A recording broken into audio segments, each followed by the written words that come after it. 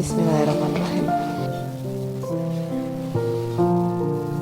Kisah hidup Nabi Hud alaihissalam terkait erat dengan azab yang menimpa kaum Ad akibat kedurhakaan mereka kepada Allah Subhanahu wa Ta'ala.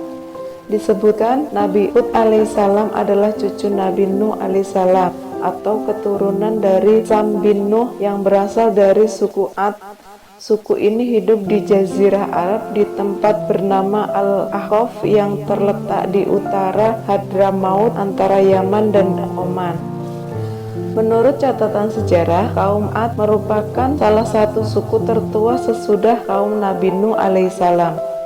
Kaum Ad juga tidak mengenal Allah Subhanahu wa Ta'ala sebagai Tuhannya. Seperti kaum Nabi Nuh alaihissalam, mereka membuat patung-patung yang diberi nama Tsamud dan Al-Hattar serta disembah sebagai Tuhan. Kaum Ad hidup sangat makmur. Mereka memiliki peradaban yang tinggi dan unggul dalam bidang pertanian karena air yang melimpah. Mereka juga memiliki harta dan binatang ternak yang banyak. Tempat mereka juga menjadi ladang yang subur dan hijau, penuh dengan kebun-kebun yang indah dan mata air. Upaya keras Nabi Hud alaihissalam dalam berdakwah dan mengajak umatnya kaum Ad untuk kembali ke jalan yang benar diabadikan Allah Subhanahu wa Ta'ala dalam Al-Quran surat Al-Hud ayat 50-52. Allah Subhanahu wa Ta'ala berfirman, dan kepada kaum Ad kami utus saudara mereka Hud. Dia berkata, wahai kaumku, sembahlah Allah. Tidak ada Tuhan bagimu selain Dia. Selama ini kamu hanyalah mengada-ngada. Upaya keras Nabi Hud alaihissalam dalam berdakwah juga diabadikan oleh Allah Subhanahu wa Ta'ala dalam surat Asy-Syu'ara ayat 128-135. Allah Subhanahu wa Ta'ala berfirman, apakah kamu mendirikan istana-istana pada setiap tanah yang tinggi untuk kemegahan tanpa ditempati? Dan kamu mendapat benteng-benteng dengan harapan kamu hidup kekal. Dan apabila kamu menyiksa, maka kamu akan secara kejam dan bengis.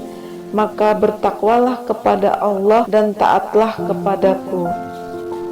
Al-Quran surat Asy-Syu'ara 26.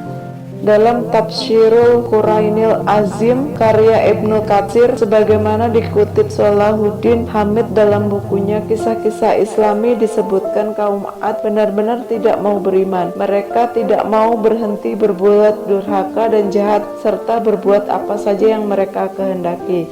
Sifat takabur kaum Ad sudah sedemikian hebatnya sehingga tidak dapat diubah oleh siapapun. Saking hebatnya sifat ingkar mereka, Allah Subhanahu wa Ta'ala memberikan laknat berupa langit dan awan yang hitam pekat. Melihat keadaan yang begitu ganjil, mereka semua keluar rumah untuk melihat awan itu. Akhirnya mereka berkata, itulah awan panjang menandakan sebentar lagi hujan akan turun untuk menyiram tanah tanaman kita, memberi minum kepada binatang-binatang ternak kita.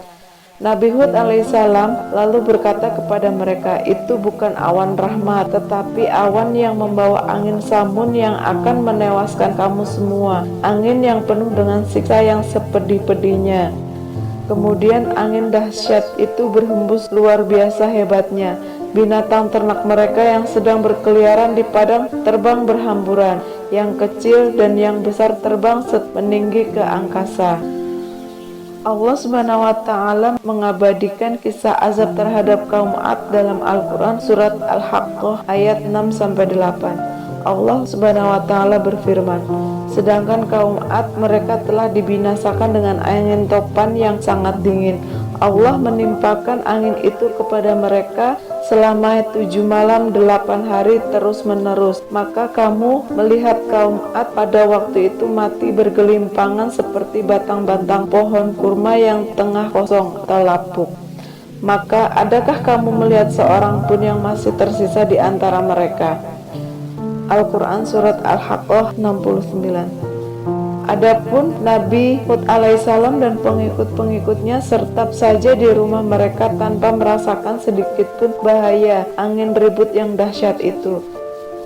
Setelah peristiwa tersebut, Nabi Hud alaihissalam pindah dari negeri kaum Ad karena sudah rusak binasa. Nabi Hud alaihissalam dan pengikutnya pindah ke daerah Hadramaut dan tinggal di sana hingga wafat.